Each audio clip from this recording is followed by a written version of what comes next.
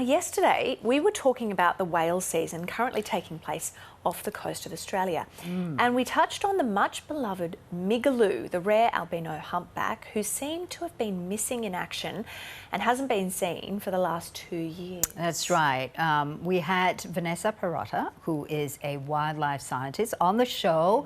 And Joe, you specifically asked her, is Migaloo okay? And she said, well, we don't know. Well, overnight, sadly, the carcass of a white whale has washed up on a beach at Malakuta. So we're going to check in again with wildlife scientist Vanessa Pirotta. Lovely to have you back on the show, Vanessa. But we're all on tenterhooks here. I know you and your team have been looking at pictures of this whale carcass that's washed up. What have you found? Is it Migaloo or not? Well, good morning. Can you believe it? It's just such a bizarre day. Yesterday, we're talking about Migaloo in the morning and then a white whale that has washed up. Now, there are people around Australia and the world listening to what is essentially a white whale that could be Migaloo on the beach. Now, what I will point out is that through footage like you're seeing right now, there are some key things that have been incredibly helpful for myself and the team, the White Whale Research Centre, which has essentially worked together to try and assess as much information as we have as possible. So I'm talking experts like Dr. Wally Franklin, we've got Oscar Peterson, the founder of Migaloo, the White Whale Research Centre. We've got Jodie Lowe and also we've got Lee Mansfield and myself to try and figure out a very conservative but a very important way to best inform the public. And so some of the key features that we're seeing on this white individual is very much interesting. And so I will point out the footage that, at least the photo you've just seen, appears to have barnacles on the throat of the whale. So in this picture you can see right now, you might be able to see there's the pectoral flipper, also known as the arm of the whale. On top of that, there seems to be a bit of darkened skin. And now this shot is key. What you can see here are barnacles on the throat, and underneath those is very much darkened skin. So what we've come to a very not 100% conclusion right now. This is very much a developing story, but this could potentially be another whale and not Migaloo. Genetic testing will essentially tell us 100% if this is Migaloo or not.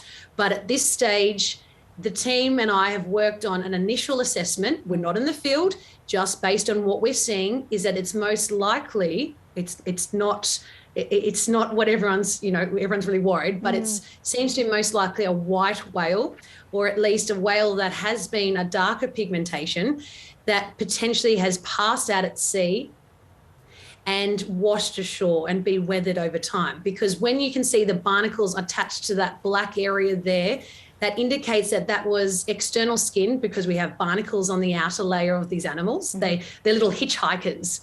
And so we're piecing together the puzzle. But it seems that at this stage, and without genetic testing, it is probably around over 50% not likely Migaloo. But I will edge with caution, we need genetic testing, because fortunately we have genetics of Migaloo to determine in fact that he was a he whale, or he is a he whale.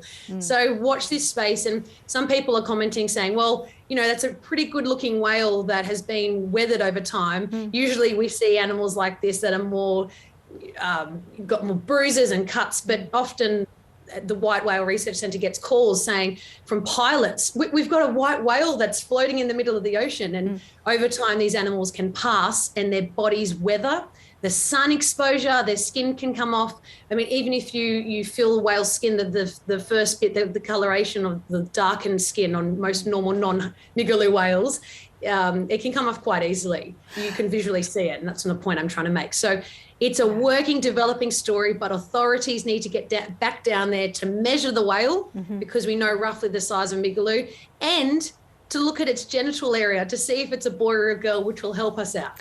Oh, definitely. That certainly will tell us a lot, wouldn't it? But what else can scientists find out from the carcass of a whale? I mean, it's very sad that this whale, has died and washed up, but we also benefit from this in a scientific way as well.